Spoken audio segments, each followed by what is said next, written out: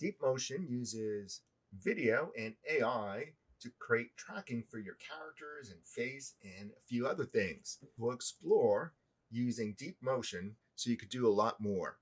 After you download the motion clips and then unzip it, make sure you could be working with the T pose. This will make it very simple to translate and align this mocap data to the 3D application. So start with the T pose.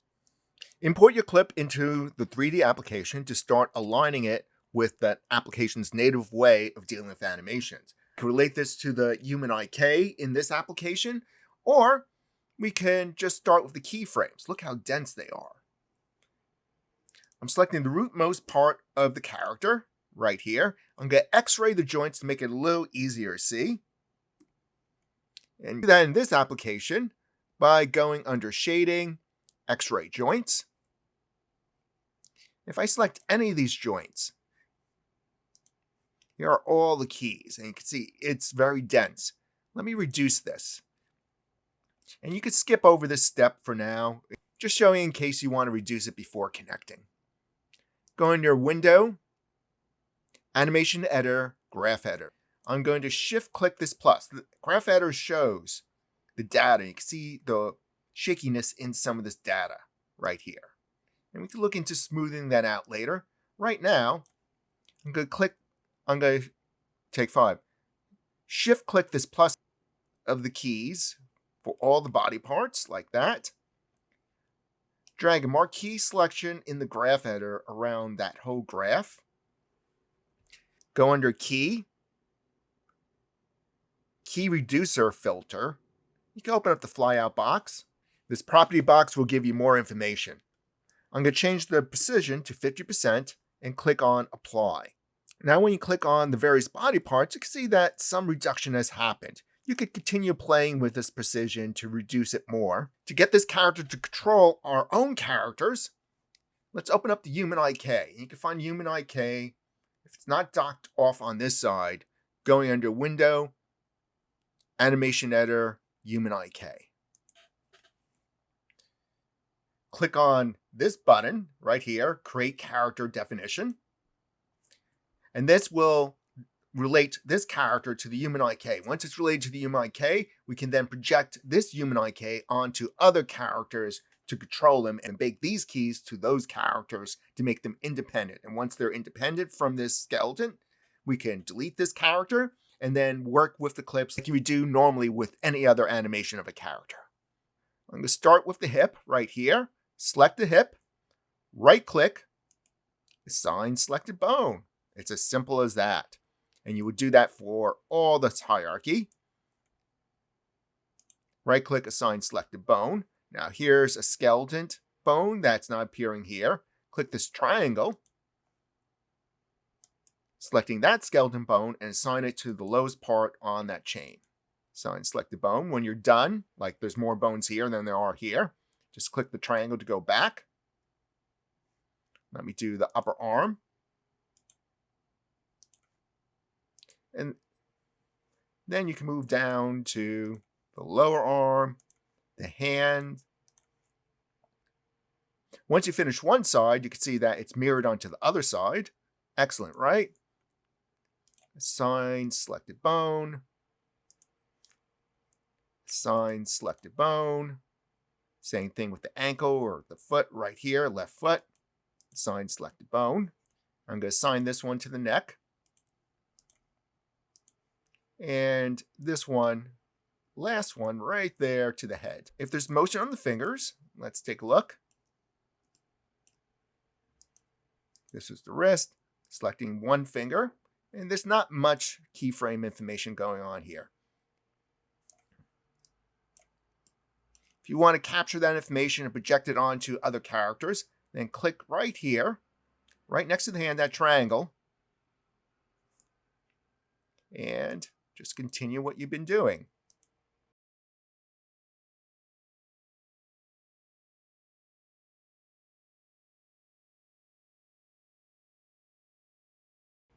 And then click out here. You're always looking for this to be green checked, or sometimes you can get away when it's yellow.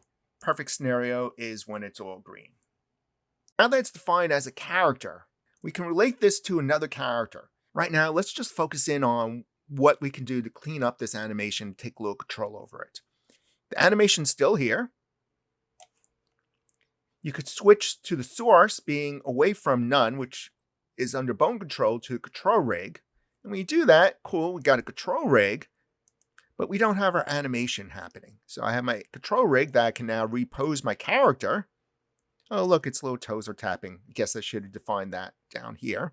And I'm going to undo my movement of the control rig. So my goal is to adjust the animation using the control rig and bake it back down to the bones and control other characters. Let me get out of the control rig mode.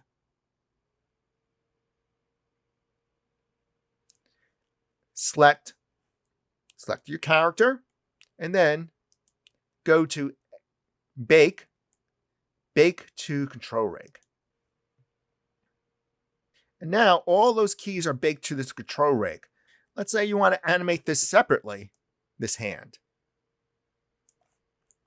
I can select the hand, and I can select all of these keys by shift dragging marquee selection on it, right click, delete.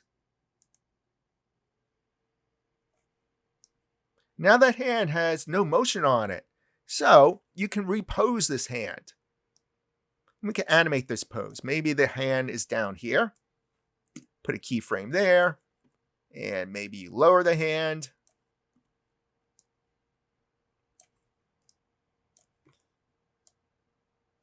Maybe this hand will point towards something or grab a door.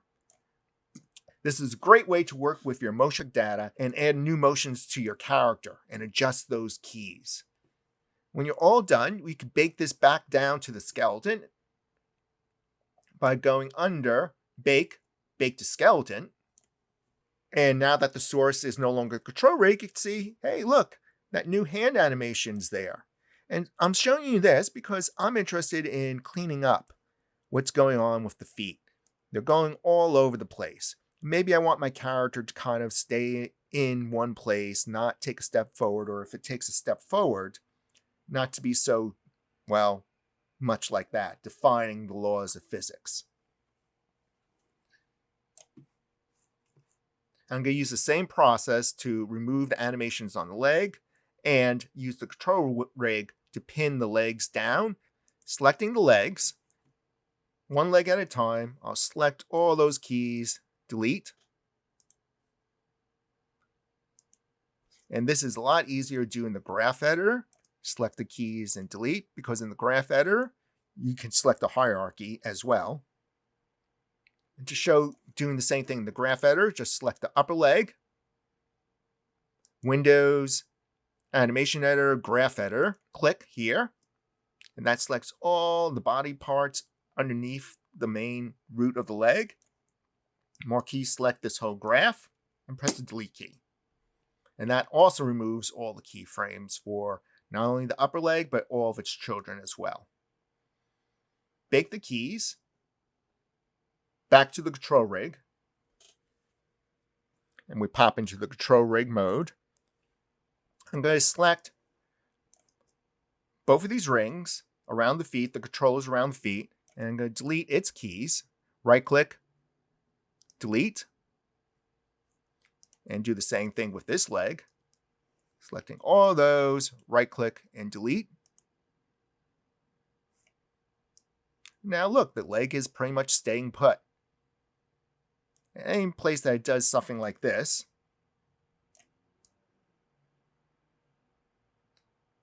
trying to defy the laws of physics right there, that's the deal with this rig right here, because you could stretch it beyond.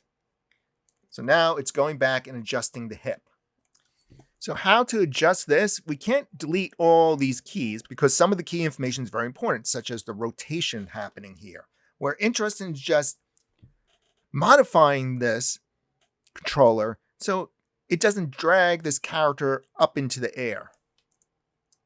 To do that, expose the layers, and in this application it's Control A, or underneath the channel box. If you need help, channel box right up here.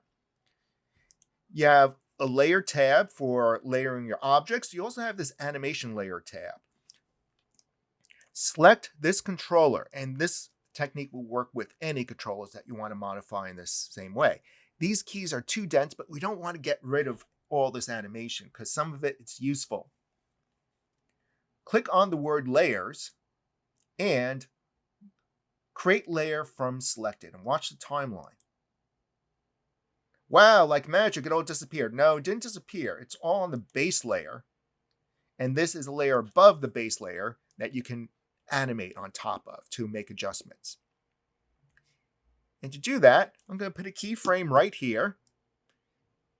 And I'll wait until my character starts to stretch away from the ground like this, like something's very interesting. Maybe it's seeing a miniature black hole being dragged in, but I don't want that to happen.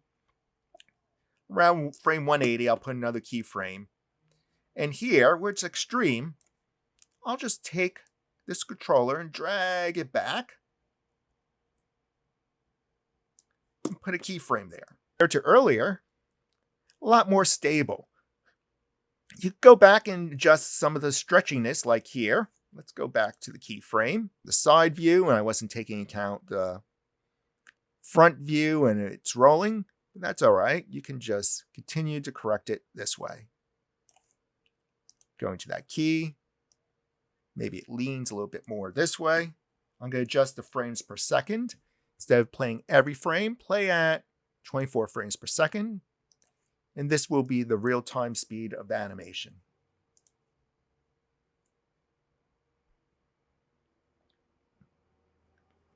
I can see the feet going up a little bit, like this.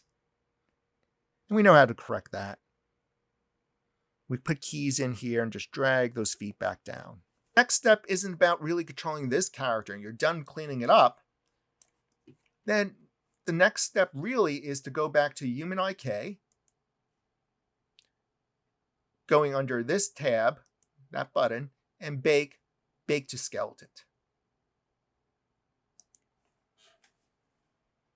And there's all this keyframe data that we corrected baked onto the skeleton. The next part, oh, it's waving high. Yes, bye for now, because next video shows how to relate this cleaned up motion capture data that's related to the Human IK or whatever animation system you might be using in your own application to your character to control your character in Maya or in Unity. And once you get it controlled in Maya, you can export the clip into Unity or Unreal. You're going to do the same process here. Make this a Human IK character, and then the motion capture data will flow onto this character, and you continue animating the way you want in this application or exporting to other applications.